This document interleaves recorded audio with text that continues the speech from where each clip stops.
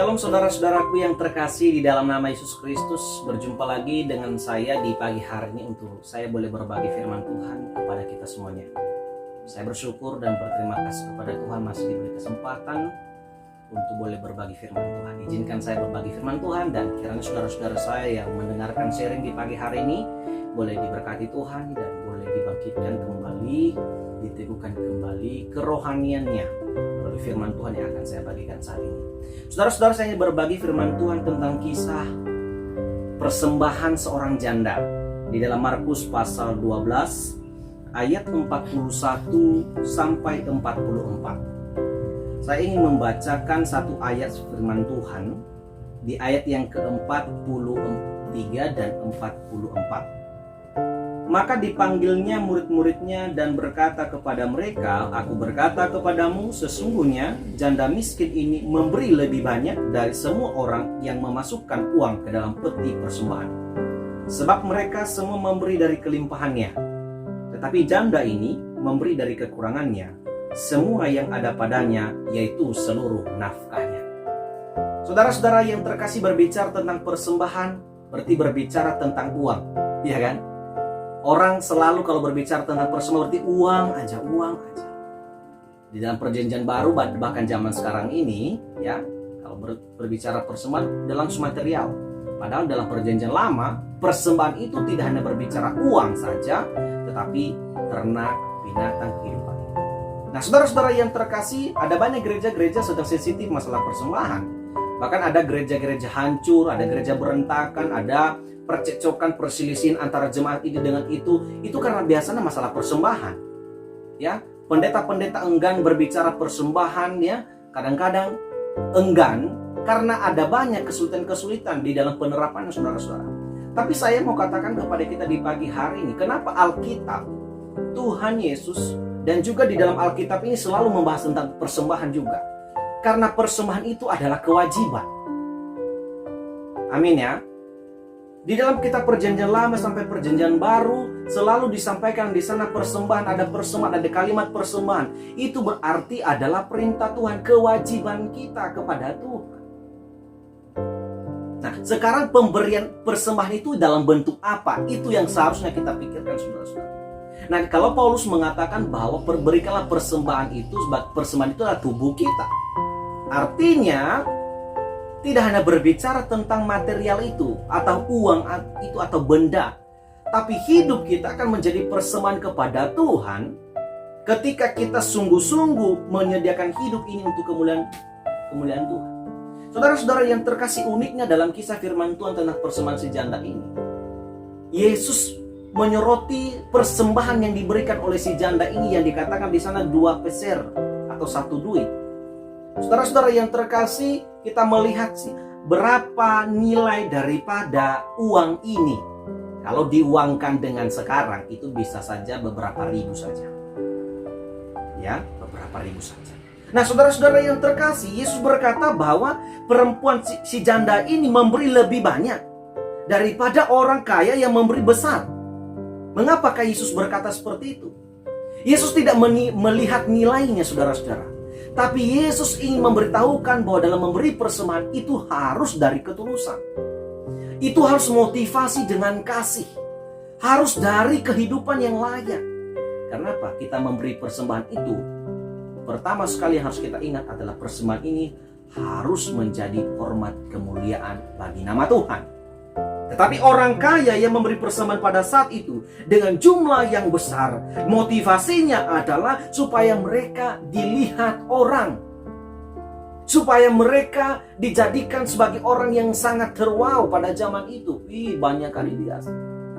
Ini kelemahan kita juga pada akhir-akhir ini, pada zaman anugerah ini. Seringkali persembahan kita menjadi motivasi kita untuk merendahkan orang lain. Saudara-saudara, Yesus ingin memberitahukan kepada kita bahwa memberikan persembahan itu kewajiban. Kemudian dalam memberi persembahan itu harus dari ketulusan hati kita. Tujuan kita memberi persembahan adalah untuk melakukan firman Allah. Jadi untuk melakukan firman Allah, berilah persembahan. Nah, sekarang berapa kita kasih? Berapa kita kasih? itu adalah tergantung daripada ketulusan hati kita. Yesus berkata, si janda ini memberi dari kekurangannya. Dari kekurangannya itu karena seluruh hidupnya. Alkitab mencatat bahwa 2 peser itulah uang terakhir si janda itu. Bisa dikatakan bahwa ketika dia memberikan 2 peser itu, dia tidak akan mendapatkan makanan yang layak lagi seperti biasa. Artinya dia akan hidup terlantar ketika 2 peser itu diberikan di kantong persembahan itu. Saudara-saudara yang terkasih, tidak ada saya dengar orang Kristen miskin gara-gara memberikan persembahan di gereja. Belum pernah saya dengar sejarahnya di dunia ini.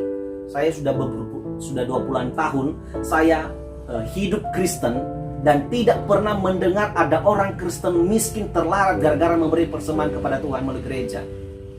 Tidak ada. Artinya saudara-saudara yang terkasih, Tuhan yang memberikan kekayaan, Tuhan yang memberikan kecukupan kepada kita, maka Tuhan juga yang akan menerima kehormatannya dari kita. Nah, jika Tuhan yang memelihara hidup kita, mengapa kita harus melanggar firman Allah, saudara-saudara? Mari jadilah seperti janda yang memberi dengan ketulusan. Si janda ini tahu bahwa memberi persembahan itu kewajiban, maka dia tidak pernah pelit. Dia tidak memikirkan bagaimana hari esok, karena Tuhan sudah menyediakan apa yang akan kita nikmati hari esok. Karena di dalam ratapan dikatakan kasihnya selalu baru tiap pagi. Oleh karena itu, jangan ragu, jangan merasa berpikir panjang tentang apa yang kita berikan kepada Tuhan. Apa yang kita berikan kepada Tuhan dengan tulus, percayalah Tuhan memperhitungkannya kepada kita. Dan si janda ini saya yakin dan percaya, dia tidak takut tentang apa yang akan dia makan esok hari. Karena sudah pasti Tuhan akan mengirim orang baik kepada si janda ini untuk menolong dia masalah kebutuhan dia. Saudara-saudara yang terkasih, kalau kita berada di kisah pada saat itu, saya berpikir begini, bisa saja setelah Yesus melihat keadaan si janda itu, ia menyuruh murid-muridnya untuk memberikan bantuan sembako kepada si janda. Dan saya percaya ketika Tuhan berkata, ini si janda ini sangat luar biasa. Lalu bukan Tuhan tidak cuek, tapi dia terus memperhatikan si janda. Saudara-saudara yang terkasih, apa yang kita berikan kepada Tuhan, Tuhan memperhatikan. Ketika ketulusan yang kita berikan, ketika yang kita kasih adalah berharga di mata Tuhan, ketika kita tahu bahwa memberi persembahan kepada Tuhan melalui gereja itu adalah kewajiban, maka Tuhan akan menghargai semua pemberian kita. Amin. Oleh karena itu saudara-saudara yang terkasih, kalau kita tidak punya uang untuk memberi persembahan ke gereja, Paulus katakan tubuhmu adalah persembahan yang hidup. Amin. Ada banyak anak-anak Tuhan hari ini malu ke gereja karena tidak dapat persembahan. Nggak usah malu. Apa yang Anda punya? Tubuh Anda sendiri ketika datang kepada Tuhan melalui gereja, waktu yang Anda sediakan di gereja itu persembahan yang layak di hadapan Tuhan. Maka saudara yang terkasih, mari di pagi hari ini berikanlah dirimu sebagai persembahan yang hidup di hadapan Tuhan.